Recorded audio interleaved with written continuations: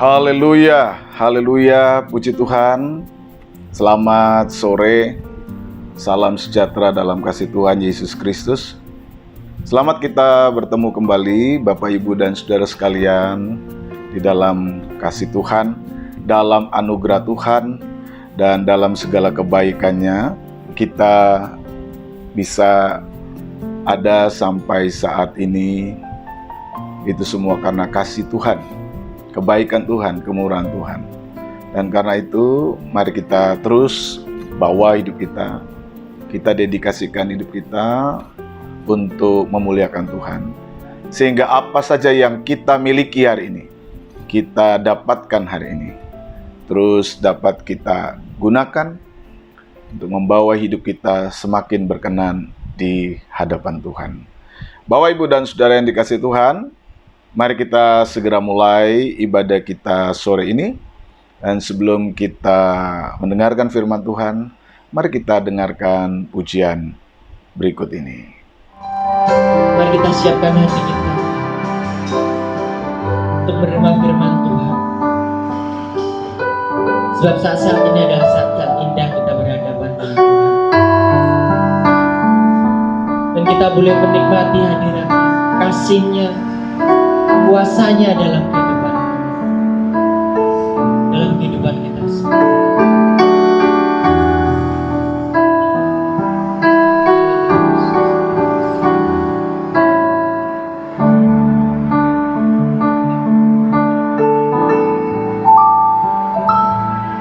Saat indah ku berhadapan denganmu,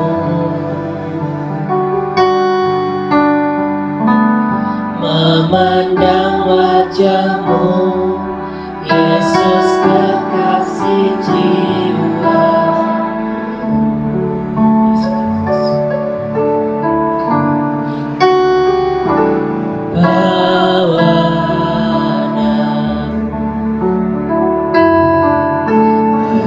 Dalam pelukanmu,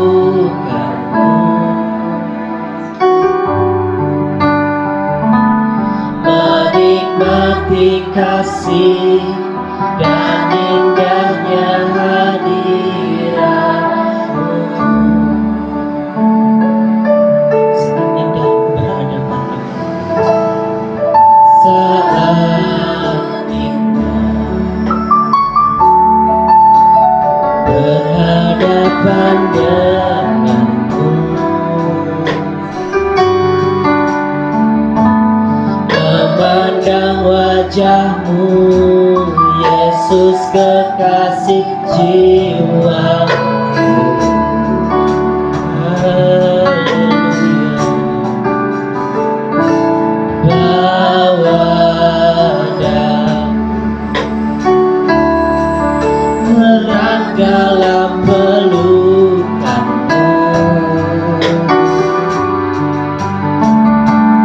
menikmati kasih dan indahnya hadiratmu.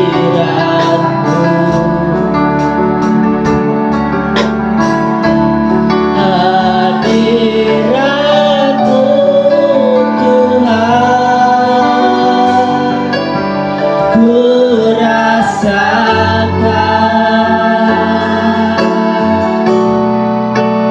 kekudusan-Mu Bapa, penuhiku.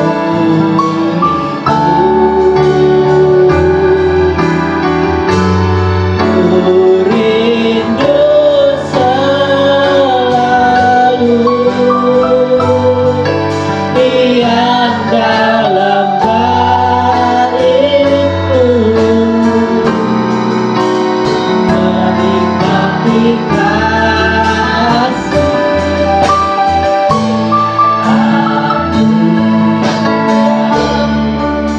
Terima kasih Tuhan buat kasih-Mu Tuhan. Saat ku berhadapan denganmu, memandangmu Yesus, memandang wajah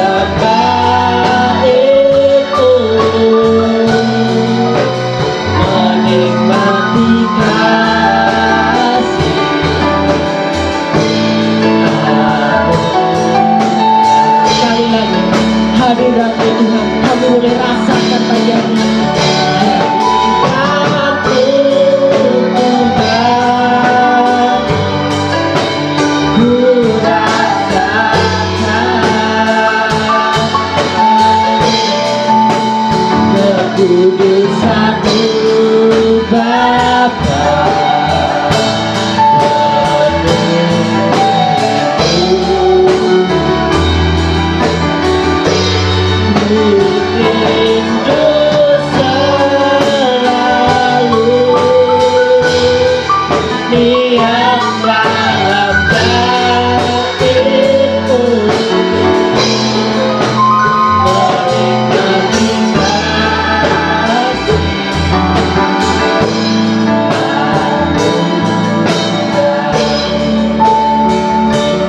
Katakan dengan lembut. Menikmati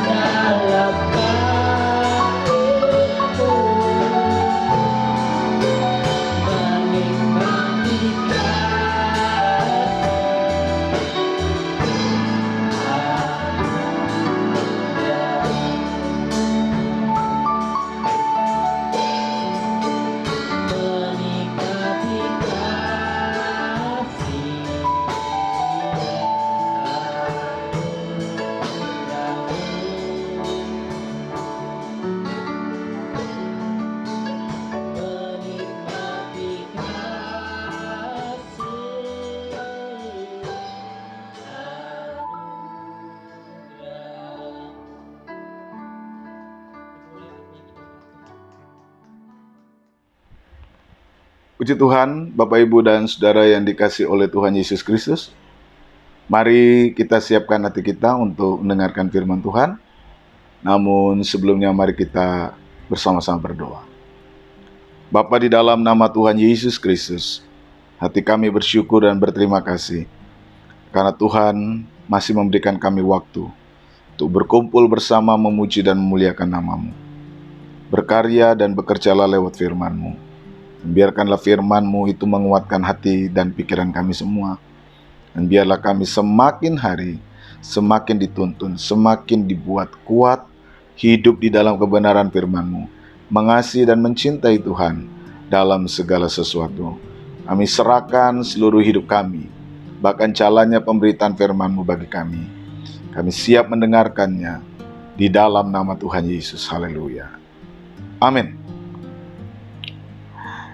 Bapak, Ibu, dan Saudara yang dikasihi oleh Tuhan, pemberitaan firman Tuhan sore ini akan kita lihat dan kita baca dari kitab Amsal pasal 3 ayat yang ke-11 sampai ayat yang ke-18. Demikian pembacaan firman Tuhan. Hai anakku, janganlah engkau menolak didikan Tuhan. Janganlah engkau bosan akan peringatannya. Karena Tuhan memberi ajaran kepada yang dikasihinya, seperti seorang ayah kepada anak yang disayangi. Berbahagialah orang yang mendapat hikmat, orang yang memperoleh kepandaian, karena keuntungannya melebihi keuntungan perak, dan hasilnya melebihi emas. Ia lebih berharga daripada permata, apapun yang kau inginkan tidak dapat menyamainya. Umur panjang ada di tangan kanannya, di tangan kirinya kekayaan dan kehormatan. Jalannya adalah jalan penuh bahagia, segala jalannya sejahtera semata-mata. Ia menjadi pohon kehidupan bagi orang yang memegangnya. Siapa yang berpegang padanya akan disebut berbahagia. Puji Tuhan. Tema pemberitaan firman Tuhan sore hari ini adalah menjadi pohon kehidupan. Bapak, Ibu, dan Saudara yang dikasihi oleh Tuhan Yesus Kristus, memiliki kehidupan yang berbahagia, kehidupan yang bermakna, itu menjadi harapan setiap orang. Apalagi di tengah-tengah situasi yang betul-betul sulit, keinginan kebahagiaan itu menyeruak keluar dari hidup kita. Bagaimana kita dapat mencapai sebuah kehidupan yang kita sebut dengan kebahagiaan. Kehidupan yang bermakna, kehidupan yang bermanfaat bagi setiap orang. Tetapi saudara, keinginan untuk menjadi bahagia kadang-kadang tidak berbanding lurus dengan sikap yang dimunculkan banyak orang untuk mencapai apa yang disebut kebahagiaan itu. Hal itu lahir karena banyak kali orang tidak siap untuk berproses atau menjalani proses dalam mencapai kebahagiaan itu. Orang tidak siap untuk melewati tahapan-tahapan perjalanan panjang, perjuangan-perjuangan untuk mencapai kebahagiaan itu. Paling tidak kalau kita mencoba memperhatikan, saudara, mengapa seseorang itu kadang-kadang tidak siap untuk berproses di dalamnya. Hal itu bisa lahir oleh karena keadaan zaman yang membentuk kebiasaan diri dalam hidup seseorang, sehingga melahirkan budaya-budaya ingin cepat. Orang memiliki kebiasaan untuk ingin cepat, tidak siap dengan proses, tidak mau berjuang. Karena memang zaman membentuk kebiasaan itu. Era komputerisasi, era digital, di mana semuanya dapat kita lakukan dengan cepat, memotong banyak waktu, tanpa sadar membentuk kebiasaan untuk bisa cepat. Nah, sisi negatifnya adalah kadang-kadang orang akhirnya sulit untuk membangun semangat berjuang. Yang kedua, saudara, ketidaksiapan seseorang untuk berproses mencapai apa yang ia inginkan tadi bisa lahir karena mental dan paradigma yang buruk. Mental atau paradigma yang buruk di dalam memahami apa itu persoalan, apa itu tantangan. Sehingga pada akhirnya mentalitas atau paradigma yang buruk, cara pandang yang keliru terhadap persoalan dan tantangan membuat orang kehilangan banyak kesempatan untuk mendapatkan mutiara-mutiara yang berharga dalam hidup ini. Karena cara pandangnya yang buruk terhadap yang namanya tantangan dan persoalan. Paradigma yang buruk terhadap yang namanya tantangan dan persoalan. Nah, ketika dia punya cara pandang yang keliru, cara pandang yang buruk di dalam melihat apa itu persoalan dan tantangan yang adalah sebuah keniscayaan di dalam hidup ini, maka pada saat itu juga orang kehilangan kunci-kunci paling berharga, mutiara-mutiara paling berharga di dalam kehidupan ini. Dan ketika dia kehilangan itu, maka dia kehilangan kesempatan untuk mendapatkan kebahagiaan itu. Melihat situasi dan keadaan yang seperti ini, maka pertanyaan yang lain muncul dalam diri kita. Kalau zamannya seperti ini, kalau model paradigma mentalitas kadang-kadang buruk, lalu apa yang bisa dan apa yang perlu kita upayakan kita perbarui, kita bangun di dalam kehidupan kita, agar mampu mempersiapkan diri kita dan membangun diri kita untuk mencapai tujuan kehidupan yang berbahagia dan bermakna tadi dalam hidup kita ini. Apa yang kemudian dapat dan seharusnya kita bangun dalam diri kita agar hidup ini bergerak ke arah tujuan yang membuat kita itu sungguh-sungguh bisa berbahagia, bermakna. Mari kita sejenak memperhatikan apa nasihat firman Tuhan melalui kitab Amsal pasal 3 ayat yang ke-11 sampai ke-18 ini. Yang pertama, saudara, hal penting yang berkaitan langsung dengan persoalan-persoalan yang seringkali menjadi penghalang mengapa orang kemudian kehilangan kesempatan mutiara, kehilangan kesempatan mendapatkan mutiara-mutiara berharga dalam hidupnya adalah, pertama, jangan pernah menolak didikan Tuhan. Jangan menolak didikan Tuhan. Kapan dan melalui apa sebenarnya Tuhan mendidik umatnya? Jika kita melihat berbagai catatan di dalam Alkitab, maupun berdasarkan pengalaman-pengalaman kehidupan rohani yang kita hadapi sebagai orang percaya, maka kita bisa menarik sebuah kesimpulan bahwa setiap proses perjalanan kehidupan kita, termasuk di dalamnya berkaitan langsung yang namanya tantangan dan persoalan, adalah bagian dari cara Allah mendidik dan memproses kita agar kita mencapai sebuah tahapan kualitas kehidupan yang dapat kita sebut berbahagia dan bermakna. Allah mendidik kita melalui proses perjalanan hidup kita. Di dalamnya termasuk segala macam tantangan, persoalan yang ada di dalam diri kita. Nah, masalah yang muncul adalah kebanyakan orang tadi tidak mau berproses tadi. Mudah mengeluh, memberi respon negatif seperti apa yang tadi sudah saya sebutkan.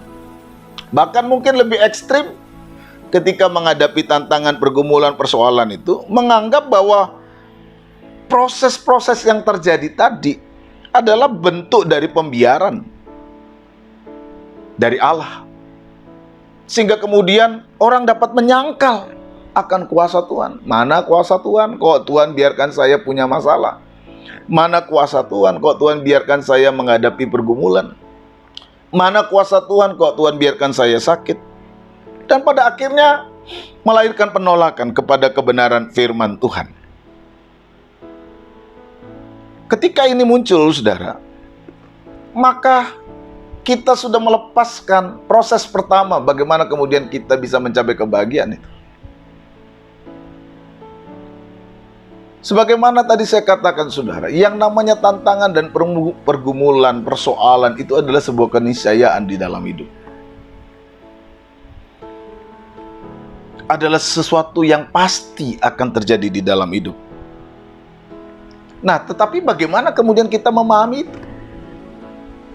Nah, Alkitab mengajak kita untuk memberikan respons yang lebih bermakna, yang lebih bermanfaat. Bagaimana kemudian kita melihat yang namanya tantangan dan proses kehidupan yang kita hadapi tadi? Apa yang Alkitab tawarkan? Anggaplah itu sebagai sebuah proses pendidikan dari Tuhan. Tuhan dapat mendidik kita melalui persoalan, melalui tantangan. Mari kita maknai setiap pergumulan yang kita hadapi bagian daripada proses pendidikan Tuhan dalam hidup kita. Entah persoalan itu datang, entah tantangan itu datang dari kesalahan atau kegagalan kita, atau tantangan dan persoalan itu diizinkan oleh Allah sebagai bagian dari sebuah proses pengembangan kapasitas kehidupan kita. Ada dua respon tadi. Mau melihat ini sebagai sesuatu yang negatif, atau kemudian mau merespon ini sebagai sebuah bagian dari proses pendidikan Tuhan. Nah, kalau kita kemudian berkaca dari Amsal pasal 3 ayat 11-18, Alkitab mendorong kita untuk memilih sebuah pemahaman yang melihat bahwa proses dan tantangan itu adalah bagian dari pendidikan Tuhan dalam hidup kita. Dari mana kita tahu? Berdasarkan Alkitab, berdasarkan pengalaman. Allah mendidik Israel, Allah mendidik umatnya. Dan dalam refleksi pengalaman hidup kita, seringkali kita menemukan ini dalam diri kita. Allah mendidik kita. Entah karena kesalahan atau kegagalan kita, kita diberitahu, kita dikasih tahu bahwa ini loh yang seharusnya. Kita mengerti apa yang salah, kita mengerti apa yang benar. Alkitab mengajarkan kita untuk memilih pandangan agar setiap proses pergumulan, entah itu lahir dari kegagalan dan kesalahan kita, atau dari sebuah proses pengembangan yang Allah ingin kerjakan dalam kita, sebagai bagian didikan Allah bagi mereka yang dikasihinya. Kata kuncinya jelas di sini. Didikan dan kasih. Ketika Allah mengasihi kita, Allah mendidik kita. Ketika Allah mencintai kita, Allah mendidik kita. Ketika Allah mengasihi kita, Dia mau memberitahu kita apa yang seharusnya. Dan inilah proses didikan Tuhan.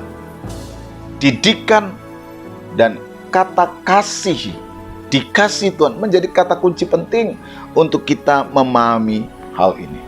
Nah, saudara yang dikasih Tuhan, ketika kita menyadari bahwa seluruh proses perjalanan hidup kita yang di dalamnya ada tantangan dan persoalan adalah bagian dari didikan Tuhan, apa yang kemudian kita lihat, apa yang kemudian kita terima dari respon yang benar itu? Alkitab katakan, engkau akan mendapatkan apa yang disebut dengan hikmat. Hikmat. Apa itu hikmat? Secara deskripsi kita melihat gambaran-gambaran yang ditunjukkan oleh penulis, ya, bahwa hikmat itu adalah sesuatu yang sangat berharga. Hikmat dipandang sebagai sebuah kepandaian. Hikmat dilihat sebagai sebuah atau sesuatu yang digambarkan lebih daripada perak, lebih daripada emas, lebih daripada permata. Bahkan Alkitab menggambarkan bahwa hikmat lebih dari hal-hal yang dapat dan yang sangat mungkin diinginkan hati manusia. Artinya bahwa hikmat tidak bisa dibandingkan dengan apa-apa yang sebenarnya menjadi hasrat-hasrat kemanusiaan. Yang mana kadang-kadang hasrat kemanusiaan itu sesuatu yang sangat kuat mendorong manusia. Sulit untuk ditolak karena begitu memikat kehidupan manusia. Namun toh Alkitab katakan hikmat jauh lebih berharga daripada itu. Berharga dari perak, berharga dari emas, berharga dari permata, bahkan lebih berharga dari apa yang kadang-kadang mendorong hatimu, apa yang diinginkan hatimu. Penilaian Allah, penilaian Alkitab terhadap hikmat jauh melebihi itu. Nah, itu berarti saudara, hikmat itu sungguh-sungguh sangat berharga sekali. Hikmat itu sesuatu yang sangat-sangat berharga sekali. Karena dia lebih berharga dari apa yang bisa dan apa yang seringkali manusia hargai, yang seringkali manusia cari, yang seringkali manusia inginkan. Hikmat jauh lebih daripada itu. Hikmat membuat orang mendapatkan sesuatu yang jauh lebih berharga daripada emas, perak, permata, bahkan semua hal-hal yang diinginkan oleh hati. Apakah yang diberi oleh hikmat. Ketika hikmat, kemampuan memahami, kemampuan mengerti, kemampuan memilih, kemampuan mengambil keputusan yang tepat dimiliki oleh seorang manusia. Alkitab katakan itu modal besar dalam hidupmu. Dia dapat memberi kualitas kehidupan yang sebenarnya dicari orang. Di dalam ayat-ayat kita ini digambarkan umur panjang, kekayaan, kehormatan, sebuah simbol-simbol kehidupan yang menunjukkan atau menjadi unsur bagaimana orang bisa menilai sebuah kebahagiaan. Umur panjang, kekayaan, kehormatan, gambaran dari sebuah kualitas kehidupan yang lengkap Allah mau berikan kepada setiap orang yang memiliki hikmat, yang tidak mau menolak didikan Tuhan, yang mau menempatkan firman di dalam hidupnya, mengajar dia, membimbing dia, menuntun dia kepada kebenaran.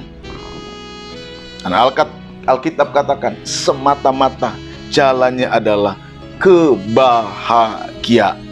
Semata-mata jalan orang itu adalah kebahagiaan. Bahkan yang terakhir dalam ayat 18 dikatakan, ia akan menjadi pohon kehidupan bagi orang yang memegangnya. Setiap orang yang bersentuhan, setiap orang yang berhubungan dengan kita, setiap orang yang memberi hubungannya dengan kita, orang-orang seperti itu akan senantiasa menikmati kebahagiaan dari kehidupan kita. Kehidupan kita mengalirkan sumber-sumber kebahagiaan, mengalirkan sumber-sumber damai sejahtera, mengalirkan sumber-sumber kreativitas, melahirkan sumber-sumber kehidupan yang baik kepada orang yang ada di sekitar kita. Engkau menjadi pohon kehidupan. Saudara, dari mana itu kemudian hadir? Ketika kita tidak menolak didikan Tuhan. Dan ketika engkau tidak menolak didikan Tuhan, maka engkau akan memiliki hikmat. Dan hikmat ini yang menuntun engkau, hikmat ini yang mengajar engkau, hikmat ini yang membimbing engkau, sehingga engkau memiliki kebahagiaan, damai sejahtera, bahkan menjadi pohon kehidupan bagi setiap orang yang ada di sekitar. Bapak, Ibu, dan Saudara yang dikasihi Tuhan, mari, kalau engkau ingin hidupmu berbahagia dan bermakna, terus bawa hidupmu untuk tidak mudah menolak didikan Tuhan. Percayalah, engkau dikasihi Tuhan. Percayalah bahwa ketika Allah mengasihimu, Allah mendidik engkau. Allah tidak mau menjerumuskan engkau. Ketika Allah meminta kita untuk hidup dalam firman-Nya, Allah ingin memberikan padamu hari depan yang penuh bahagia. Allah ingin merancang kebahagiaan dalam hidupmu. Mari, bawa hidup kita. Maknai setiap tantangan dan proses hidup kita sebagai bagian dari proses didikan Allah bagi kita. Engkau tidak akan pernah sia-sia, karena engkau mengerti apa yang baik, engkau mengerti apa yang seharusnya, dan itu memimpin engkau, menuntun engkau kepada pilihan-pilihan sikap hidup yang membawa engkau berbahagia. Tuhan kiranya menolong Bapak, Ibu, dan Saudara sekalian untuk tetap hidup dalam kebahagiaan bersama Tuhan. Mari kita berdoa. Bapa, di dalam nama Tuhan Yesus, kami bersyukur atas anugerah-Mu, atas berkat-Mu bagi kami, sehingga kami dapat bersama-sama mendengarkan firman-Mu. Firman yang kami dengar adalah firman yang menguatkan, firman yang memberdaya, firman yang mengajar, agar kami memiliki kebahagiaan dan kehidupan yang bermakna. Biarkanlah hidup kami terus dididik, dipimpin oleh Allah yang mengasihi kami, walaupun mungkin kami merasa bahwa proses pendidikan yang Tuhan berikan kepada kami tidak mudah, tidak nyaman. Tapi ajar kami untuk terus memiliki paradigma yang benar, sehingga kami mengerti apa yang baik, apa yang seharusnya, apa yang berkenan kepada Allah, apa yang sempurna. Berkati setiap anak-anak-Mu sudah mendengarkan firman Tuhan sore ini. Biar firman itu bertumbuh, menguatkan, memberkati, dan dapat mereka aplikasikan dalam hidup mereka setiap hari, dimanapun mereka berada. Kekuatan dari Allah menyertai, memberkati, dan membimbing mereka semua. Terpujilah nama Tuhan selama-lamanya. Inilah doa kami yang kami naikkan kepadamu. Sekarang turunkanlah tangan berkat-Mu bagi kami sekalian. Saudaraku yang terkasih, terimalah berkat Tuhan. Kiranya anugerah damai sejahtera dari Tuhan Yesus Kristus, kasih Allah Bapa dalam persekutuan Roh Kudus menyertai saudara sekalian hari ini sampai selama-lamanya. Haleluya. Amin. Selamat sore. Tuhan kiranya memberkati saudara sekalian. Haleluya.